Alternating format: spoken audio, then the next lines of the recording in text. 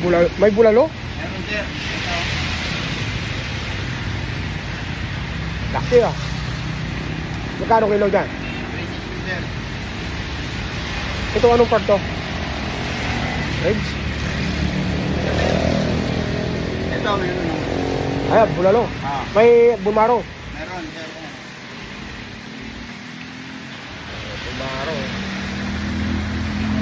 Hindi tayo, bulalo. Eh, maulan. Kailangan na sabaw. Bili tayo ng bulalo.